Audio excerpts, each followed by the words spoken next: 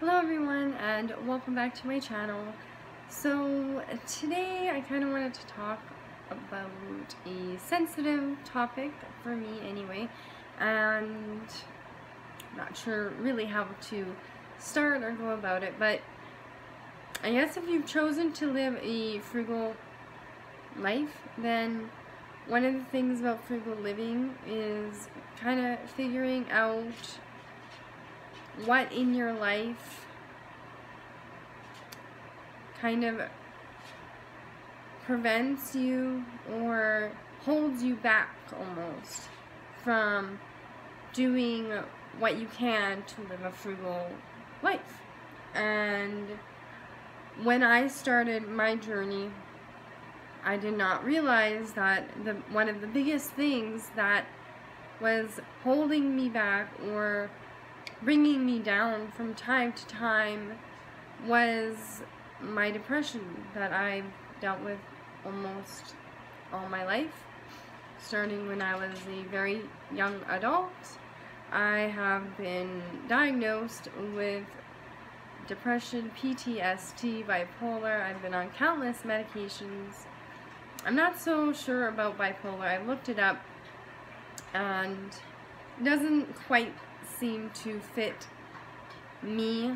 Some of the things do, but not everything. Anyways, I decided after a long time of doing this and that and counseling and lots of medications that just wasn't the route for me.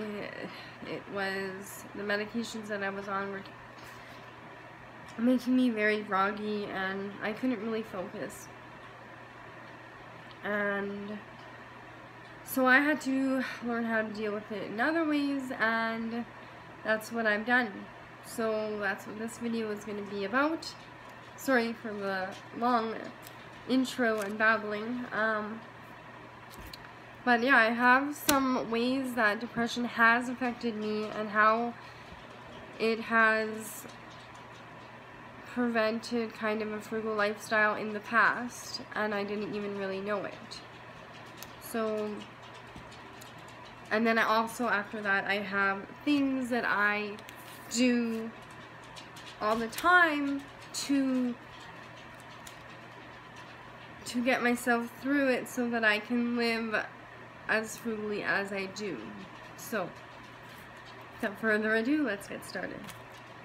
The first one is the feeling, I don't even quite know how to explain it, but you know, one day you're doing fine, you're doing your thing, you're doing, you know, whatever you gotta do, you're going to work, you're making dinner, you're spending time with your family, or doing whatever it is that you normally do and everything's fine, and then the next day it's almost as if you've been hit with a pile of bricks and you can't focus and you really don't feel like doing anything. You can't get out of bed and, you know, you just want to stay in bed. You don't feel like cooking. You don't cook. You're too tired to do anything, and there's really no reason why you're tired even, because you went to bed at a decent hour. And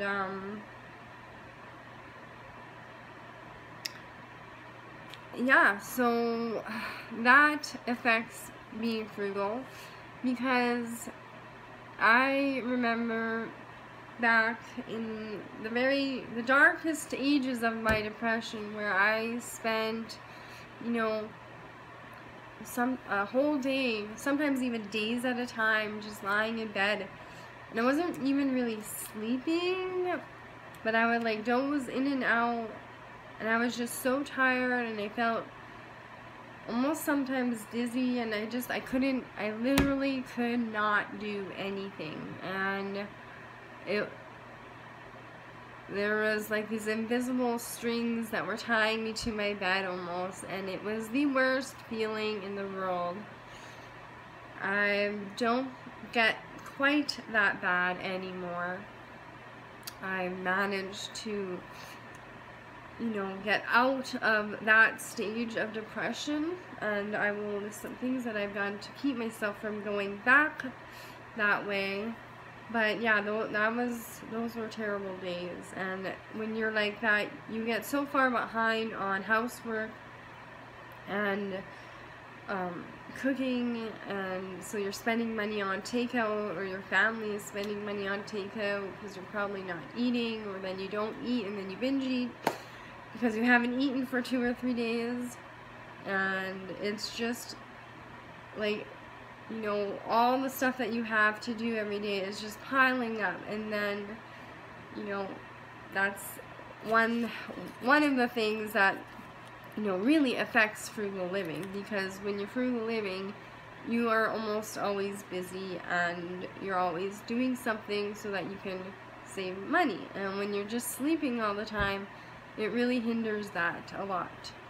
So the second point is also when you're, sometimes you have like a kind of like a high depression, and by that, like, you're feeling really crappy, but you're out of bed, so you're going to go and spend money. And I did this as well. I would go and just buy things.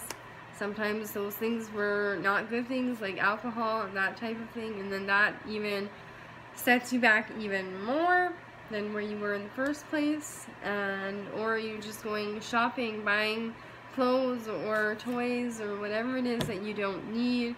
Or maybe you felt bad now from being in bed all day, so that you go out and you buy your kids a whole bunch of stuff. And again, it's just a vicious cycle, like spending money. And this happens a lot. People go shopping and spending money, getting their hair done, getting their nails done, thinking that's what makes them feel better. And yes, it does for a moment, and then that passes, and then you're right back where you started. And then you feel even worse because you went and spent all this money you don't have on getting your hair and nails done, and the cycle continues. The third thing is medication.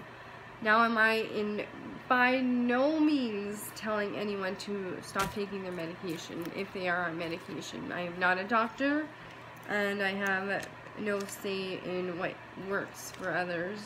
But medication also is very, not just expensive, but for my own experience, it made me very groggy, and it almost made me kind of robotic, and I didn't get a whole lot done. And honestly, I didn't feel so much of a change. So that I still did what I did, and it didn't really make a huge difference for me. Number 4 is you forget things, or I did. I forgot a ton of things all the time. I would forget to pay my bills, and then I'd have to pay late fines on my bills, and then I would forget to do things that my daughter needed, and then, I'd have to go out and buy whatever I could, and it wasn't on sale because I completely forgot. They're forgetting things, bringing back books, bringing back movies when you rented them, that kind of thing. It all adds up, and some things cost a lot of money, or even if you need to get something fixed and you forgot about it, that can cost you a lot of money, especially if there's a leak in your house or something on your car, and it can get dangerous too. But on to the next thing, and this one was a big one for me for a while. Missing work, missing school, because again, you get that really crappy feeling, and it's like you have this huge blanket of cement on you that no matter how hard you want to, you cannot get out of bed. And I know it sounds silly and like, what is she talking about? Of course you can get out of bed. All you have to do is get out of bed. And I wish it was that simple. I tried so hard, but I missed a lot of work back in the day, and I even lost a couple jobs because of it, and I made a bad name for myself at jobs because of it. Didn't necessarily lose them all the time, but then when I was going to school, I missed school, and school that we were paying, that I was paying for, and that really, you know, I lost money there too. So that is definitely one of the biggest things that happened. And the last but not kind of least is your hygiene. Again, if you're spending days and whatnot and you just don't even feel like getting in the shower, so it could be like a week or even 2 weeks without. And I mean, it's not the worst thing in the world, because, you know, people, you know, don't necessarily have to shower every day, but, you know, if you're not brushing your teeth or, you know, brushing your hair, and then you end up with this huge rat's nest or crow's nest, then, you know, that's going to take you an extra long time to deal with that kind of stuff. So you kind of fall out of routine, and then, yeah, that it does in the end kind of cost you a little bit, because now you're spending way more time than, you know, if you had just done it to kind of fix it. So those are the ways that I have personally experienced that depression has affected my life when it comes to frugal living and, you know, spending money, that kind of thing. And then I have 8 points. I know this video is really long, and I apologize. I will try to get through these 8 points as fast as I can on how I have learned to deal with it, so that I am not spending money, so I'm not missing work or spending days in bed where my family is having to fend for themselves. And yeah, so here we go. Number 1 is try to get as much sun as possible. I go outside, I will sit in the sunniest part of my house, even, and just, you know, just to get light. And my office is very bright during the day. I go outside, even if it's just for 5 minutes in this minus 30, 40, 50 weather. Just go outside for a few minutes, get some sun, get some fresh air. And on top of that, you can get vitamin D supplements, which I have had in the past.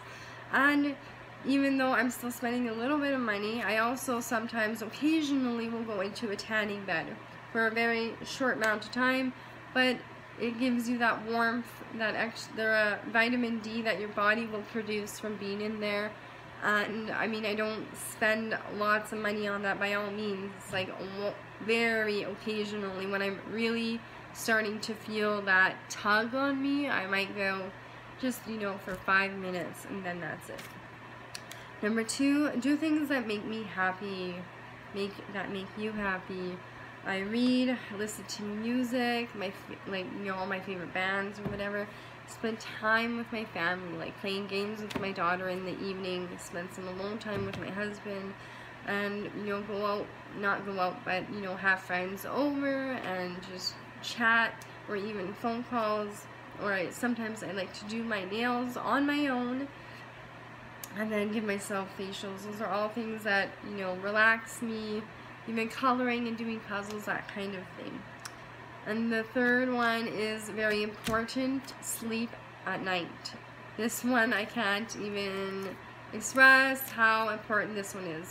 When I was feeling really depressed, I would be in bed all the time, all day, but at nighttime I would, you know, stay up. I would watch movies, or, you know, binge watch on Netflix, and I would literally be up all night till the morning, and then I couldn't do anything the next day, and it just made everything worse. So do not do that. Sleep, go to bed, drink some warm milk, you know, drink some honey and milk, or drink some chamomile tea, take a hot bath, do whatever you can to get some sleep at night, and at a decent hour.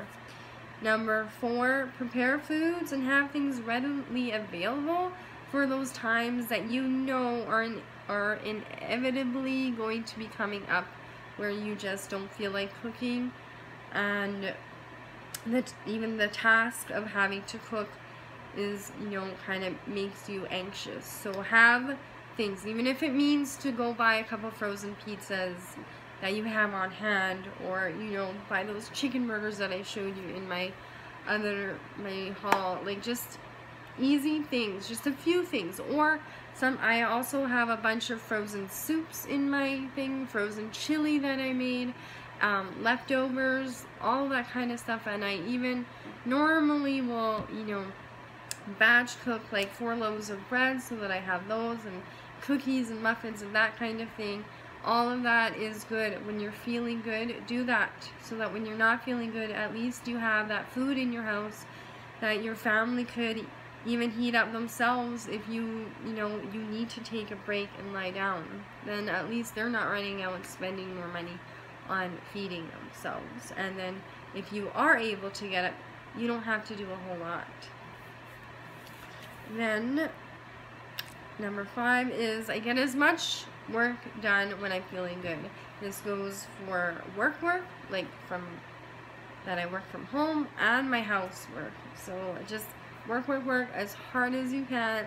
Like, not work yourself into the ground so that you're depressed again, but you know, just get, if you have a whole pile of things to do, just start and keep going until, you know, as much as you can, so that if you do need to take a resting period so that you don't get super depressed, you can take that day or 2 to just do no work at all. And number 6, I've decluttered my whole house so that it is very easy to clean and keep tidy, because we don't have a whole bunch of things all over the place that constantly need picking up. And then again, I tidy as I go.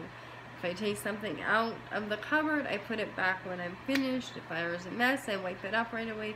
If we watch a movie, we put the movie away. You know, we put our clothes. I try to do this as much as I can. The bedroom does get a little bit messy, but just do what you can, so that when you are feeling, again, really low and you just don't have the energy to do that kind of stuff, then at least your house looks presentable. And number 7, you know, if you do read the Bible, then do that. That helps a lot. And if you don't, you know, you can do, just have quiet time, do other types of, you know, whatever it is, like meditation or yoga, or, you know, just have that quiet time and with yourself and God. And yeah, that has truly helped me out immensely. And then to go on to that, you know, get into some kind of, you know, I have a cell group with other ladies, and you know, I go to church. I try to go to church every Sunday unless I'm not around. And number 8 is I write things down now so that I don't forget, and I do try to do them before I'm feeling, you know, all fuzzy in the head. But at least if I've written it down and I am in my, you know, mode there, then at least I can see, oh, you know what, as shitty as I'm feeling, pardon my language, I really need to get this done. So those are my 8 ways that I have learned to deal with my depression, and so that I can continue living a frugal life even when I have all these other obstacles in front of me. It really keeps me grounded. And I really hope that you enjoyed this video and that it helps at least one person out there. And thank you so much for watching. I know this video has gotten super long, but until the very next video, I love you and thank you so much for being here, and I will see you next time. Bye.